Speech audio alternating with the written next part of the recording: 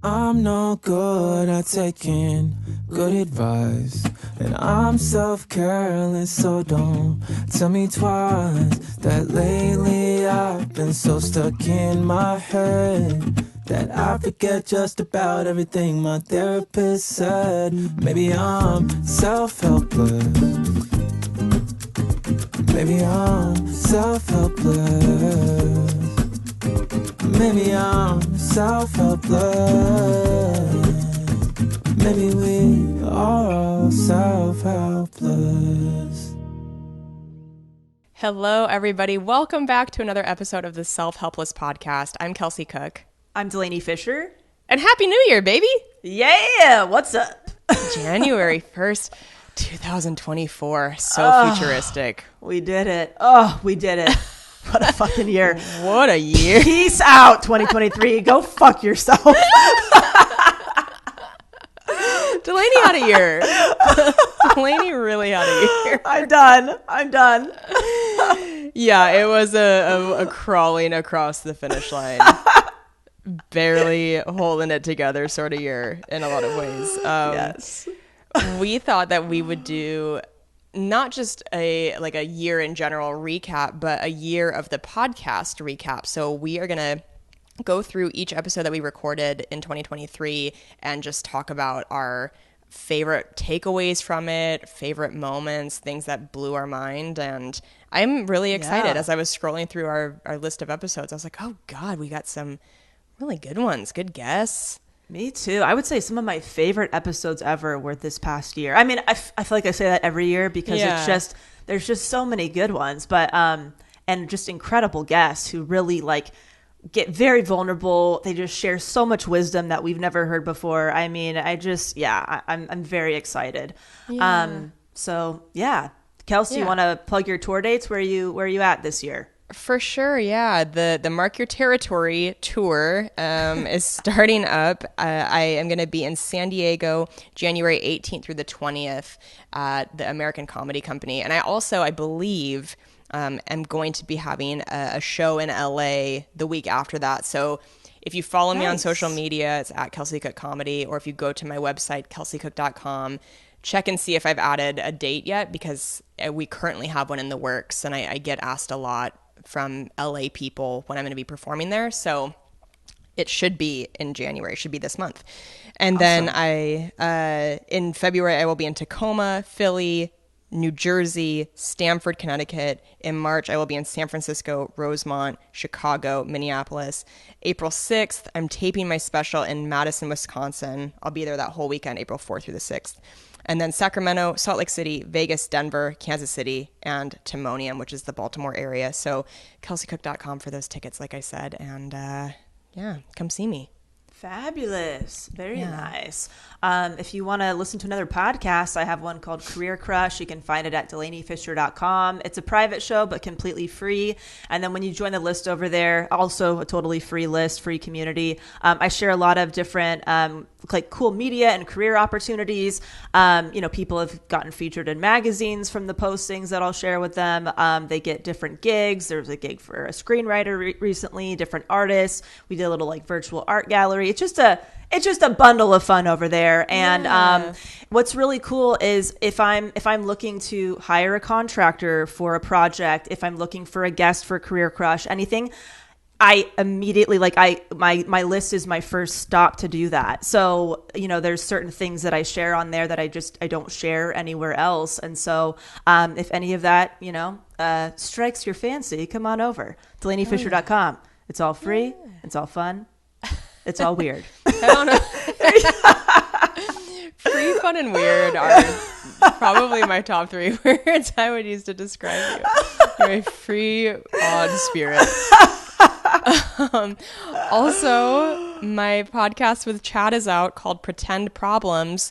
So, like Delaney said, you're here listening to a podcast, which we assume means that you're podcast people. So if you're looking for another one, go listen to Pretend Problems and subscribe. We're having a blast with it. Yes. Amen.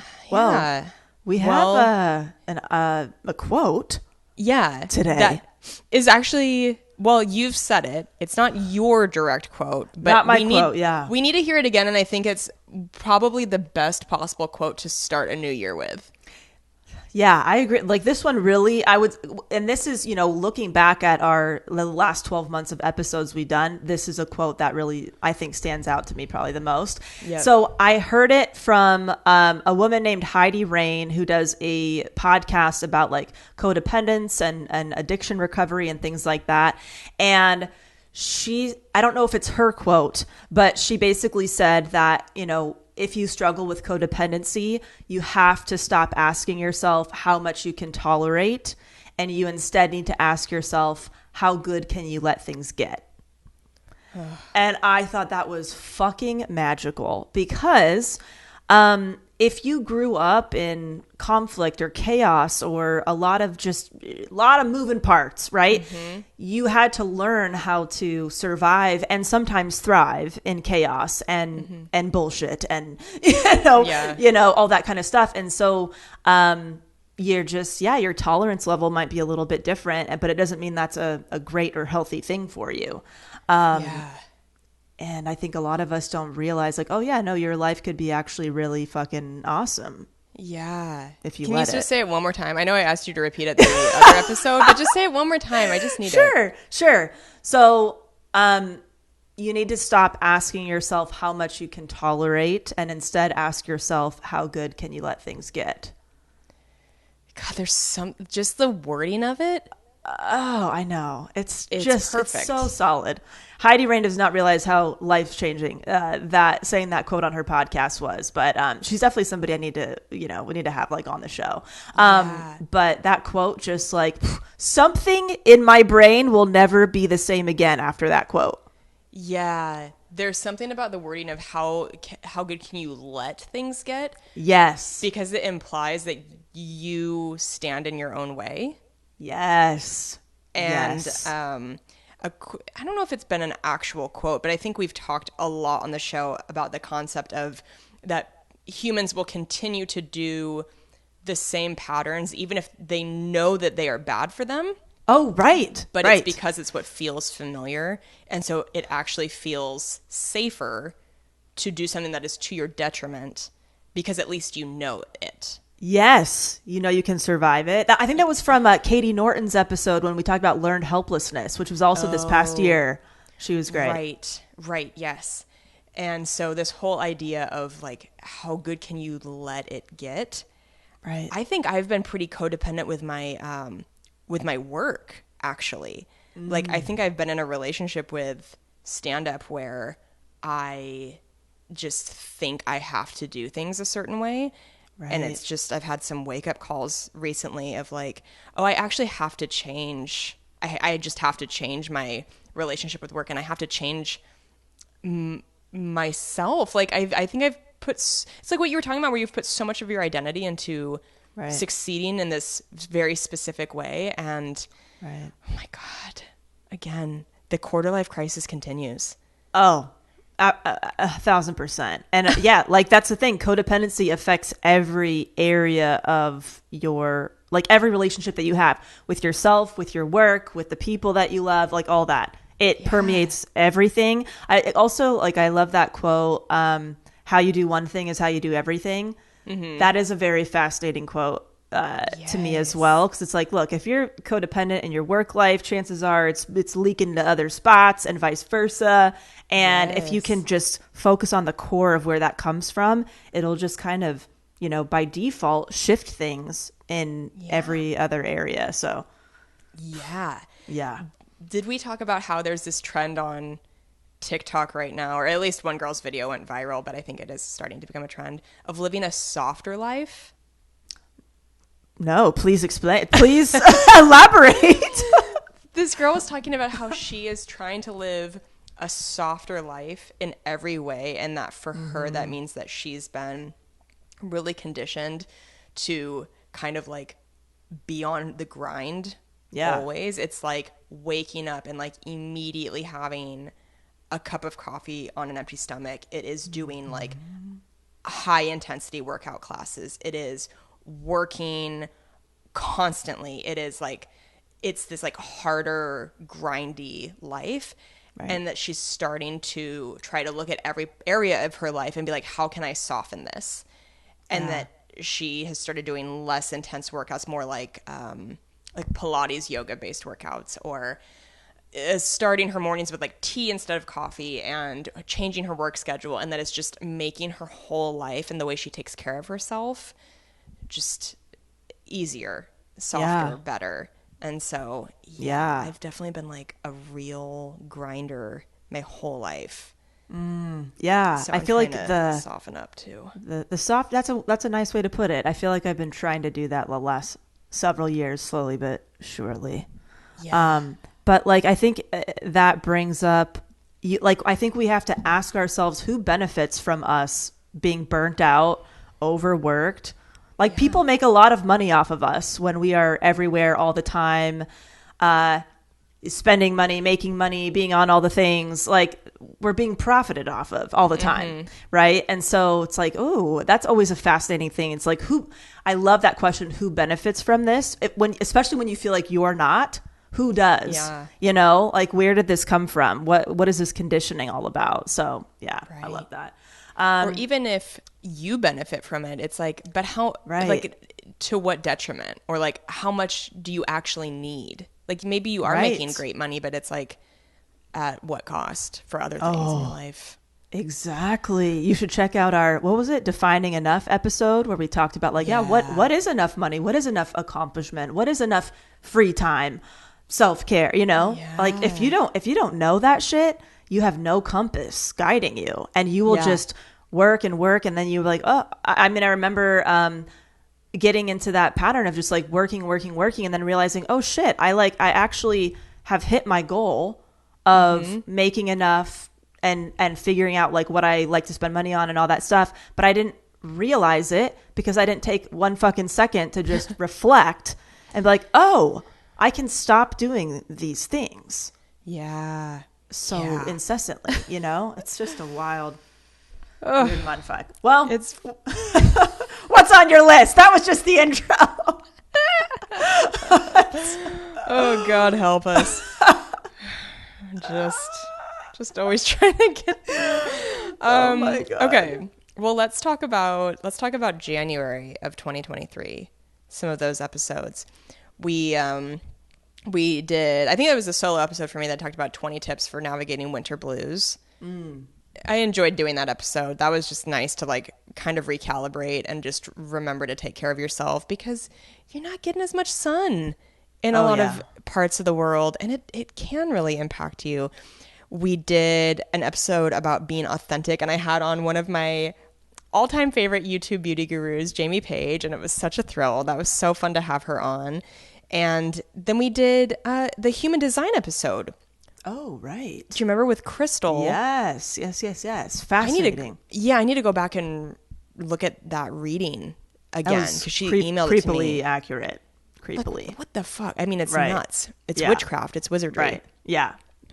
I don't understand how that can be so accurate, but it was. And after that, we did the Stutz documentary. Oh, with Jonah Hill, and that made my list. still have takeaways from that all the time. Oh my God, the shitty pearl necklace, Shitty pearl necklace. So good. That has made me feel so much better. And like, look, everything is gray area. Like there's good things about it. There might be shitty things about it. There's whatever in different parts. Yes. And that makes me feel so much better, because it makes me feel like there is really no wrong decision. There's pros and cons to all of your choices. Yeah. And how can I just maximize the good things? Like, how can I just really double down on that and focus on that? And that reveal in that documentary, I've been like, look, I've been trying to bullshit and, make this look a certain way, and here's the reality. That was super memorable, and just a big, I don't know, I felt like such a big weight off my shoulders with my own perfectionism. But yeah, that was on my list of memorable moments from the past year. Yeah, it has absolutely helped my perfectionism to just almost like guarantee myself like something's going to not go the way you thought it would. Right. Because it's just like perfect doesn't exist. Right. I think I really for some reason, despite doing a self-help podcast for so long, have such deep-rooted thoughts on perfectionism and that it can be attained in certain ways. So that documentary helped a lot. What were some of your takeaways from that month? Well, I didn't really go by month. I just I scrolled through our episodes, and the ones that jumped out at me, I realized I wanted to talk about. Oh, I gotcha. Totally. So I don't know if you're okay, like, of course, going out of yes. order. Okay.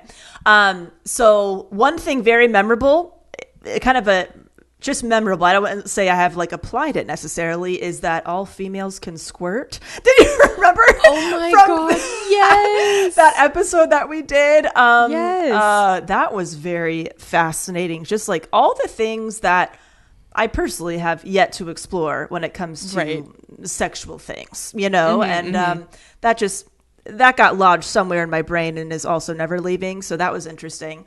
Yes, same.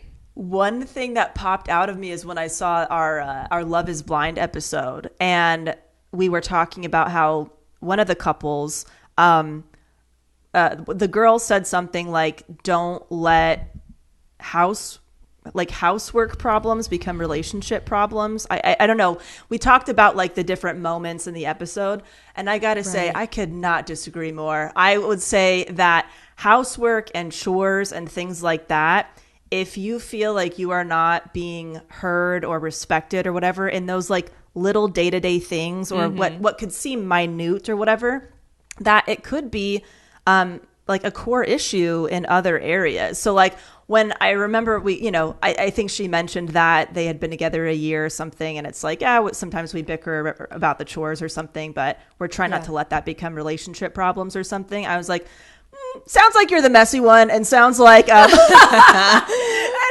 like you need several more years into your relationship. Then let's see how you feel about that. But I just feel like it could be anything. It could be whether it's the dishes or planning a vacation or whatever. I think certain relationship things can manifest in those day-to-day duties. And if you feel like you're not being supported or listened to, that is a much deeper problem than just the dishes. That is permeates everything. So I don't know, that really struck out to me because I think we had mentioned it, but I didn't voice my huge disagreement of that message at that time. And we probably glossed over it, but I feel like interesting. No, I think that is relationship issues that should be addressed together, individually, whatever, outsourced, whatever. Yeah, I think that it can really be a reflection of how much you're willing to take care of the relationship. Right. And it's not always the case. I'm sure there are people who are just in general very messy people, and they don't mean for it to become a burden on others. But I think like having that kind of new, like just moved in together energy where you're like, okay, how do you like things? Okay, I'm gonna really like do my best to do that. Right. I think a lot of couples try hard right when they move in together, and then you get comfortable, and sometimes people don't keep up with it. But I think you're right. I think it's a really good indication if somebody is still willing to like be on top of their shit.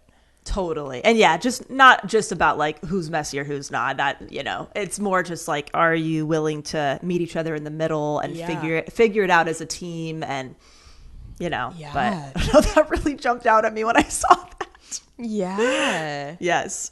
Yeah. Yeah. So I more like went through month to month, and so just talked about January.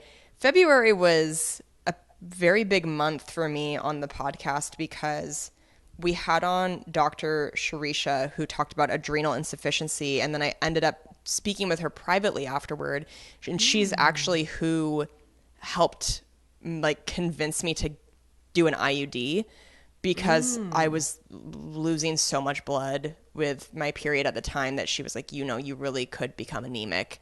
And so huge shout out to her for really kind of getting me on this path of, I'm still trying to get to the bottom of some of these period issues, but I will say that having the IUD has really helped with the heaviness of my period. And so if you're somebody who is struggling with it and you are unsure, I just will say for me, the Marina IUD did help at least like way cut back on the amount, which ultimately is that you don't want to be losing so much blood that you're getting depleted of iron and all of that. So Yeah.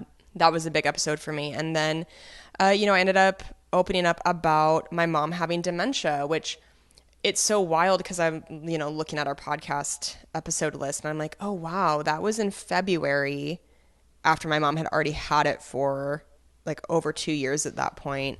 Mm-hmm. And it's kind of become one of those things where as soon as I finally opened up publicly about it, now, I mean, I've talked about it probably more episodes than not since then, because it's felt so nice to get to talk about it and not try to just deal with it more silently and more privately.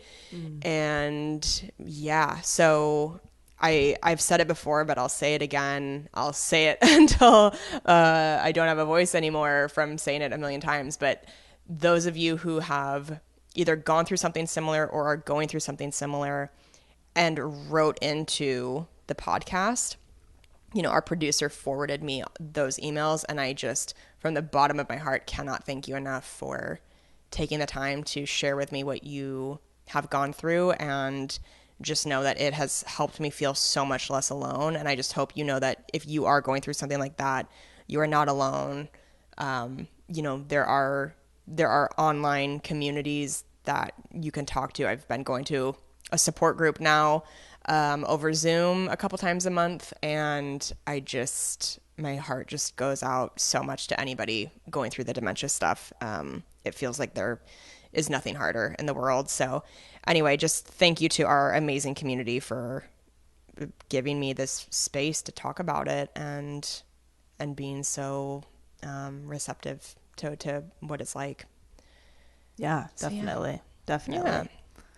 Yeah. What are some other things that stood out to you? I would say a big one for me was having Corinne Crabtree on the podcast to talk about like weight loss, and she hosts the Losing 100 Pounds podcast, and her approach to it is so great. I had listened to her podcast for a couple months before inviting her on, and just the approach of it's all about self-love and self-worth, and it's not about diets and restrictions and beating yourself up and all of that and punishment and all that. And one thing that she said on her podcast one time that really, again, just like flipped something in my brain and I will never go back is just, I've kind of talked about, I've definitely had compulsive eating stuff and overeating and all of that. And this past year is really when I feel like I have gotten control over that and have been able to manage that. And it's a big thanks to this podcast. But she had said on there something like, at one point, leaning into food or using food to cope or whatever was the best option that you had. So thank yourself for going to do that. It could have been a lot worse in certain areas, right? So why don't you thank yourself, saying, I appreciate that this is the coping mechanism that you used. We now are in a different place and we can use something else now. But basically, that's so nice, right? It just kind of like, don't guilt yourself into it. Like, think of what you could have done instead, I guess, right? Yeah. And that's what that's what helped, whether you feel like shit about it or not, that actually helped you get through things and get through difficult situations. So now that you can thank yourself for doing the best you could at that time, let's talk about some other ways you can do this now, with more information as like your new self. But I mean, I've lost like 22 pounds. And Delaney, that's incredible. Congratulations. Thank you. And a lot of people wouldn't, maybe know by stereotypically looking at me that I have struggled with a lot of just overeating and eating when I'm sad, when I'm anxious, when I'm happy, like just all of it. And, now I really know where that internally comes from a lot more. Like, you know, if you grew up with family members who overate or you were concerned about their health, when I was younger, I would do a lot of eating to try to save them so they didn't get sicker. And so I have a hard, you know, I just realized where things come from. Things come from now. Like, okay, when there's why do leftovers make me so anxious? I feel like if I don't eat them, somebody else will, and that's killing them, right? But you know that's not logical, but these are so deeply ingrained, you know? Or when you feel like there's chaos, you know, for me, if something chaotic was going on, my loved ones could come together over food, and it was this sense of peace and safety and all of that, kind of like a reprieve from other things going on. Like everybody could agree on what to eat and sitting down and enjoying a meal. So I realized that would always be like my comfort in chaos and stuff. But anyway, I really enjoyed having her on the podcast, and all of her tips have been so doable and actionable. And I mean, she is probably the person that really actually helped me, you know, kind of figure this out for good instead of like a temporary fix, you know? Yeah. Yeah. That's incredible. I'm so thrilled for you. And I'm so sorry for the things you had gone through. Because, God, food stuff is so hard because you have to eat to live. Right. And so if your relationship with it is complicated or tied to trauma, it's so hard to navigate. So I'm very proud of you. Yeah. Oh, thank you. I appreciate it. One of the episodes that stood out to me the most from March of last year was when we had Dr. Martinez on, who then became my therapist, who I just adore. She's just the best. But we did an episode called Healing Generational Trauma. Because that's one of her specialties. And man, I mean, it's partly what you just talked about with the food stuff. It's like this sort of generational trauma that gets passed down, you know, depending on what the internal family systems were before you even were alive, right? Your parents' relationships with their parents and their relationships with their parents before that. There's just so much to unpack. And that was just a very eye-opening episode. And she's just like this light of a human being. She has made my life so much better. And I just, I feel very grateful to have her in my life. Oh, yeah. I wrote down something from her episode. She blew my mind when she talked about how we actually carry the trauma biologically from being inside like our mother's womb, right? Like your DNA actually changed or something as a fetus because of whatever trauma, you know, your parent had experienced. Like, I was like, what? Yeah. That's wild. Yeah. That's wild. Yeah. Just nuts. So we loved having her on. We also did the episode with Claudia Barfoot about the importance of your dreams. Yes, I have that written down too. Okay, yeah. Loved that so much. That forever changed how I think about my dreams and really taking them more seriously and listening to them and trying to interpret what I'm feeling. So I loved it. Oh my gosh. Seriously, I had been so resistant on like listening to dreams in a certain way, but ever since that episode, I really use them as a tool, and I try to reflect on them when I wake up. Like, okay, I remember this part of the dream. What is this maybe trying to tell me? What am I processing? All of that. And since that episode, let me tell you something. You really should listen to your dreams, because sometimes your body is picking things up that you just aren't aware of quite yet, or whatever, your intuition, and it's trying to get something to you when you are sleeping or whatever. And I was having these reoccurring dreams for almost a year. And I was like, why am I having this dream over and over again? Is it unprocessed trauma or this or that? Yeah. And then that dream came true. I realized something that had been happening that my dreams had been trying to tell me for almost a fucking year. And then those dreams went away once it was all like, out in the open, revealed, all that stuff. It was so wild. And now I'm like, I'm not dismissing my dreams anymore. If there is something recurring happening, or if there is something that feels like a message, that I'm not going to say that it's bullshit. I'm really going to actually take it into account. And just we talked about like just the importance of listening to your body and stuff on that episode as well, and how, if we're all balls of energy, basically, like we're all made out of energy, it's like it makes sense that you can sense things and you don't really know how you can, and all of that. And I had another weird experience where I had my very first panic attack a few months back, a couple months ago or something, and I had never really had one before. And I'm like, where is it coming from? It felt like a little bit out of nowhere. And then I realized, looking back, that I had been lied to about something that day, not realizing it. And so I think my body was picking up like there's like danger here, or it's like not safe or something. And I was like, what's going on? I feel fine, I think. Like, why is this coming up? And so the importance of looking at your dreams, your mental health, your physical health, your well-being holistically, like it's all connected, instead of compartmentalizing and separating things. Yeah. I've just learned a big lesson about that, and that was a big takeaway.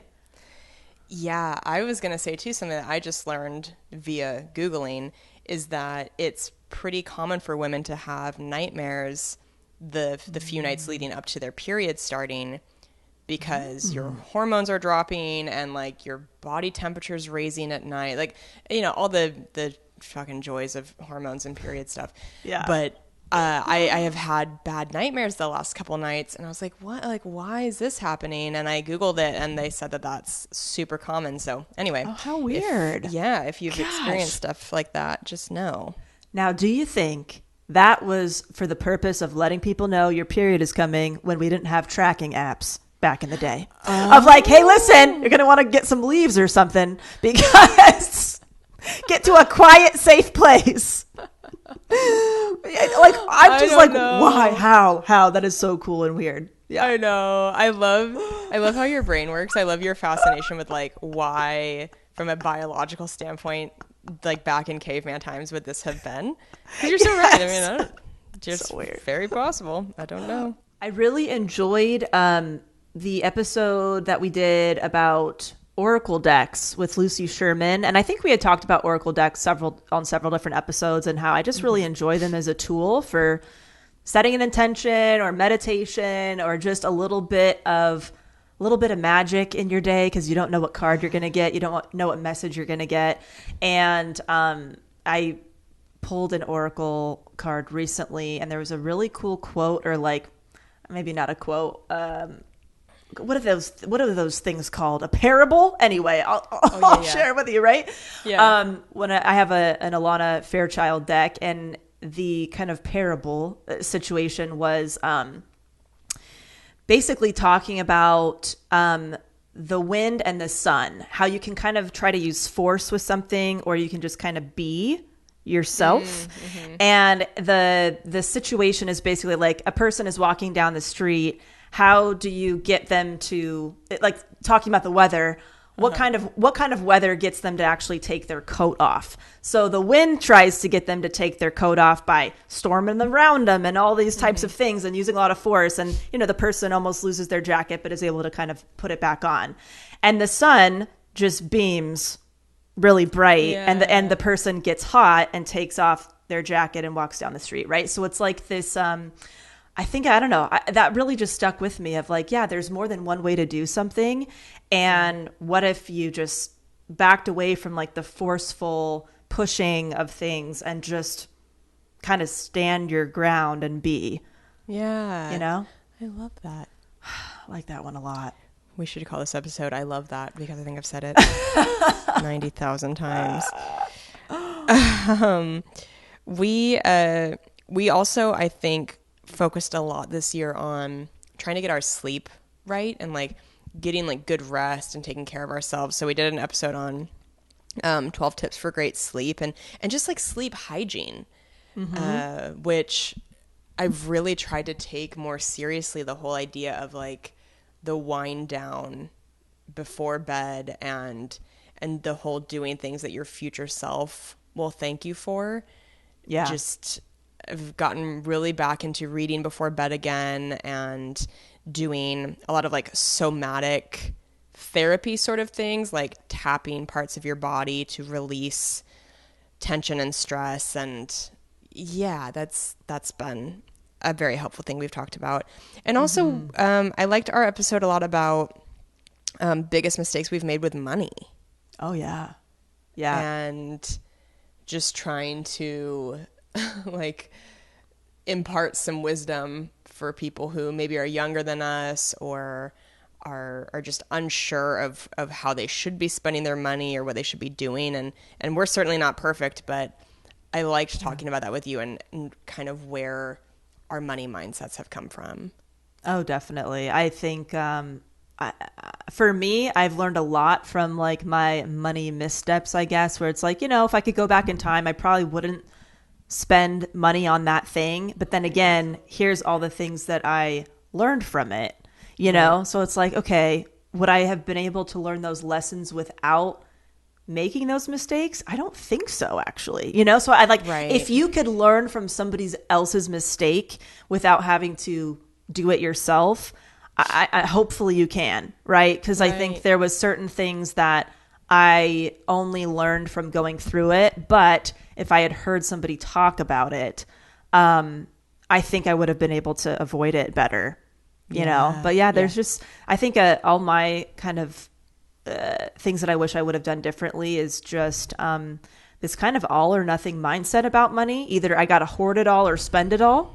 Or, you know, get it out of my account or whatever. And really have found just a happy medium with that. And, you know, it doesn't have to be black and white, and just, you know, being comfortable with things just kind of sitting where they're at.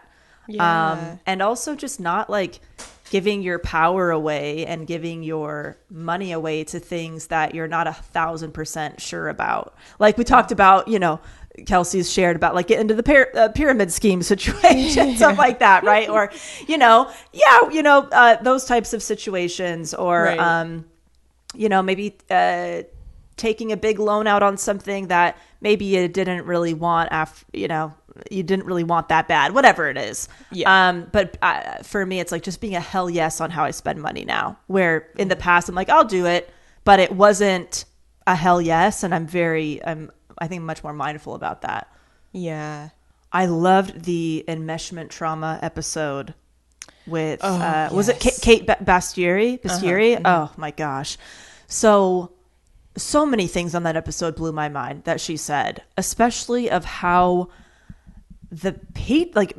our patriarchal society impacts enmeshment trauma as well. And because she said something like, you know, men are conditioned to basically divorce themselves from their emotions, and, you know, very sad, right? But then what happens because of that, then you'll see a lot of enmeshment relationships and issues with mother sons and mother daughters, basically. You know, I'm kind of generalizing there a little bit, but that was very fascinating how just how systemic it is. Right. And how we feel often this kind of responsibility to take on everybody's energy, make sure everybody around us is happy. I had to, I felt myself doing it on the road recently. I was in the green room, and, you know, it felt like there were a lot of people in there who maybe didn't know one another, but they knew me. And I felt this overwhelming sense of responsibility to like make sure everybody was having a good time talking and doing okay. And then I just paused. I like didn't do anything. And I just told myself, like, you're at work. Like, you need to just focus on your work. Everybody here is an adult. They'll be fine. If they're not having a good time, they can leave. Like, you know what I mean? It just was, and it's always in a situation too where I'm sure everybody truly is completely fine and having a totally fine time.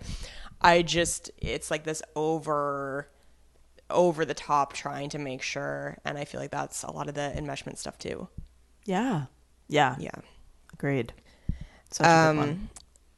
we did an episode on how being children of divorce has influenced our relationships. Yes. That was a big one. I know we've Yes. talked about being children of divorce several times over the years on the show, but just like really specifically talking about how it can impact your self-worth and, Right. you know, these deep-rooted things that maybe you don't even realize it's impacted you until you're in a relationship and you're like, oh, why do I think like this? Oh, And it's yes. from your childhood.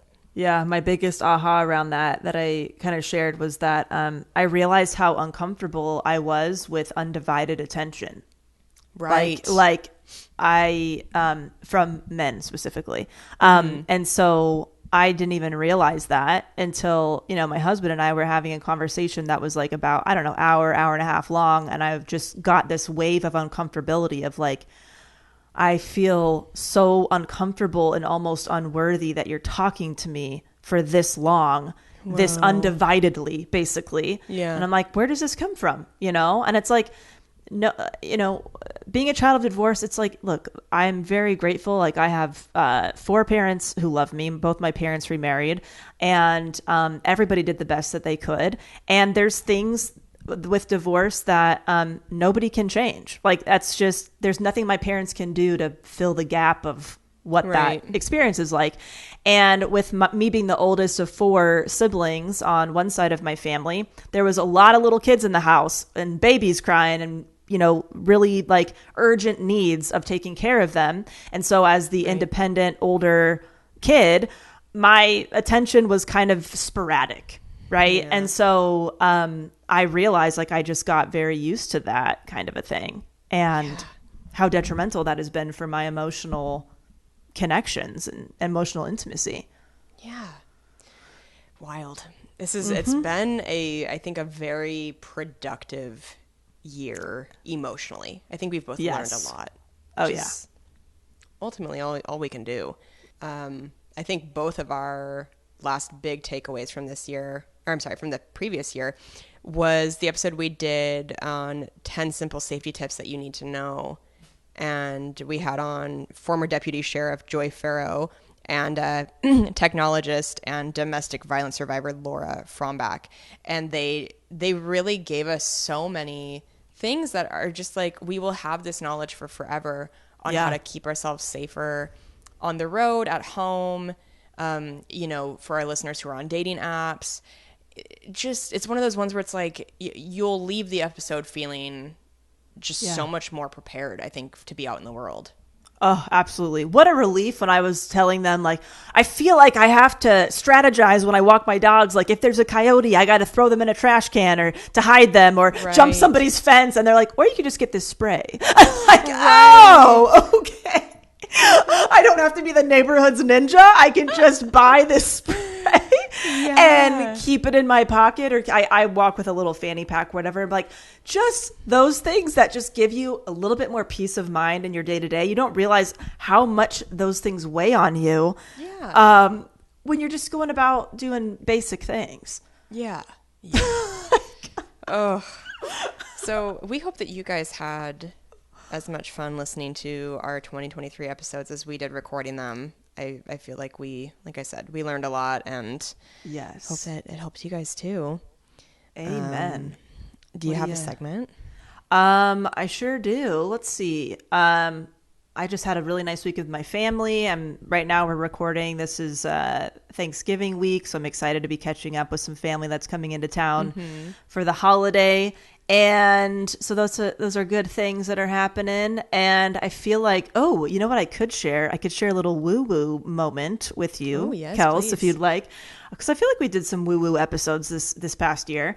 But okay, again, I might sound like a total nut, but I was by myself in my home, and I was just really missing my grandparents the other night a lot. And God, do I want to share this?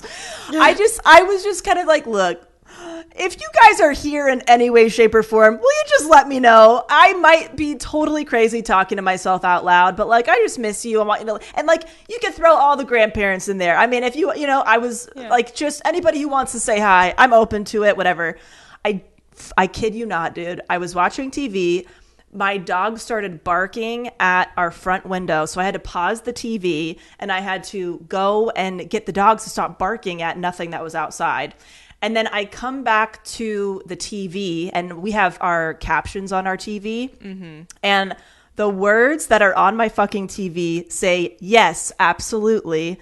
And what maybe some of you do not know, I'll show YouTube, is I have a tattoo. I tattooed the word absolutely on my arm. And what it is all 4 of my grandparents' writings weaved together from different cards and things that they wrote me. And I was like, whoa, that's fucking weird. I'm sorry. That's fucking weird. Literally within 10 seconds of me saying that, feeling like a total dumbass for even allowing myself to say something like that out loud. Yeah. And then my dogs bark. I have to pause the TV. And that's the message. Was really weird because I also said, like, all my grandparents, if y'all want to say hi, you know what I mean? I have goosebumps head to toe right now. I love the woo. You know I love it. I know you do. And I think you make the rest of us love it more because the stories are insane. Like insane. And so I like, oh my God, I unpaused the TV, and within another minute, one of my grandfather's favorite songs, Danny Boy, started playing on this TV show that I was watching. And Danny Boy's like an old Irish classic, but it's not like a top 100 hit pop song. So I'm like, that's fucking weird. And then my TV went out and I had to sit in silence for 10 minutes because it stopped working. And I was like, okay, you guys didn't have to break my fucking TV. Okay, I get it. Yeah, it was weird. So I was just like, Cam wasn't home. And I was like, Cam, I got something weird. I got some weird shit to tell you. Oh my God. Yeah, no, that's real. That was worth sharing for sure. So there's some woo for you. Yeah. You know, I just like to believe that shit. Why not? It's fun. Yeah, I'd like to believe it too. If anything, it's fun. Yeah. Anyway, what do you got, Kels? Oh my gosh. And you know what? Before I share my segment, I would be remiss if I did not mention this. It just didn't pop in my mind because the episode hasn't in real time hasn't been released yet, but it will be out by the time this episode comes out. But our grief episode with Krista, my God. Yeah. I mean, that was a top 5 most impactful episode for me of the year, perhaps the whole podcast itself. So good. Yeah, if you listen to that episode, you know that there like really aren't words to describe what she's been through, what her strength is, and what a gift she gives back to people to talk about it and to talk about how to navigate grief. And God, I mean, there's so many misconceptions about it. And I just think the things she shared that episode are invaluable. They're, if you have not listened to that episode yet, please go and listen to it. It either came out maybe like 2 weeks ago, 3 weeks ago, but yes. Man. Could not agree more. That things that she said about the 5 stages, really, I didn't know that they were actually meant for hospice patients, and that we've used them for other things, and they don't always match up with, you know, everyday grief. And I'm like, oh my gosh, this is what people need to know this shit. I wouldn't have known that. Yeah, or that it implies that grief ends, that there's like a finish line for grief, and that if you don't stop grieving at some point that you are a failure, and it's like in reality it is the exact opposite. Like you don't stop grieving ever. Right. Like you miss people, you go through loss, and like the restorative activities versus the feeling it activities. My God, it just, you guys, what an episode. So anyway, another huge moment this past year on the podcast. Yes. My segment is a massive the fuck. I got so sick over the weekend. I had a show in Huntsville, Alabama. I had 2 shows in Nashville the night before, then one in Huntsville, and I was supposed to go to Atlanta the next day for a couple nights of shows. And we don't know if it was food poisoning from something I ate the night before or if it was the stomach flu, but I woke up at like 6 a.m. in my hotel room and had intense stomach pain, went to the bathroom. We'll try to not be super graphic for you guys, but basically like had the backs and fronts for like 3 straight hours. and then started to pass out on the toilet, and then like tried to get off the toilet, started to pass out again. Ended up having paramedics had to come to the hotel. My blood pressure was low and like not looking good. Went to the hospital in an ambulance. Was in an Alabama hospital for almost 7 hours. It was just it was a true fucking nightmare. It was so scary. One of those moments where it's like, oh, we really all only have our health. Right. You know what I mean? Like, when that shit happens and you really fear for like, okay, like what is going to happen now? It just, it makes you stop and reflect and be like, you have to take care of yourself. And I will say, it's not like, you can't control if you get food poisoning. Like, we all do our best. You can't always control if you get the stomach flu. I do think I run my immune system down more than probably the average person with the amount of travel I do. But it was just like, it was horrible. We had to cancel the shows in Atlanta. So any sweet Atlanta helpsters, we are rescheduling for this year, for 2024. So stay tuned for that. But it was a huge ordeal. And then I had to fly home the next day, which is, of course, the last thing you want to do after you've been in a hospital sick the whole day before, is to then like get up in the air for hours on a plane. You're just like, Jesus Christ. So I'm doing better now, still having to kind of like watch what I eat, because it's unfortunate with like a stomach bug thing, your gut microbiome gets so affected and so wiped out, and it's like that stuff doesn't always just bounce right back. Like, that can really take time to get back to where it needs to be. So anyway, it was I've had a real rough month with health things, and we're going to talk more about that on an upcoming episode. Actually, I believe the episode that will come out next week, we're going to be talking about it. So anyway, yes, there it is. That was that. glad you're feeling better, slowly but surely. Thank you. We have an iTunes review of the episode. Yes. This is from Haley.Reynolds1721, and it says, been getting me through some hard times. I started listening the beginning of the pandemic when I was laid off from my job and felt like the world was ending. Over the years, the girls and their guests have implemented comedy with mental health and well-being, and has always been a highlight of my week as I entered another rough period of life from being blindsided by my partner of 4.5 years leaving.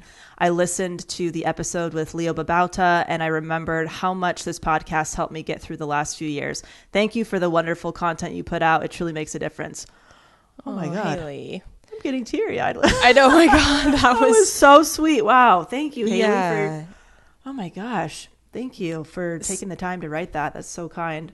Yeah, that was so thoughtful of you to take the time to say all of that. And so sorry about the partner leaving and this rough period of time. And just hang in there. It will get better. But yeah, we're so sorry you're going through a hard time, and thank you for listening to the show and wanting to share your love for the show with us. It means the world to us. Yeah. Sending you a big hug. That resonated. That really hit me in more ways than one. So I want to give you a big hug. You're not alone. You're awesome. And we love you. Yeah. Feel free to leave an iTunes review. It will get read. We're all caught up. Like, we've been doing this for years now. So the new ones that you guys are posting, we're seeing it and we're reading them. So we really appreciate it. Yeah. All right, guys. Right. Happy New Year. Do something good for yourself today. Start this year off on a good foot. Oh, yes. It's a new year. New year, new you. Thank baby Jesus. All right, everybody. All right. We'll talk to you next time. Love you. Love you. Bye. Maybe I'm self-helpless. Thank you for tuning in to the Self-Helpless podcast. You can find our Patreon community, merch, and our individual work at selfhelplesspodcast.com. We'd be thrilled if you shared this episode with a friend, left an iTunes review, or feel free to post it on your Instagram and tag @Self-Helpless Podcast. Thanks, guys.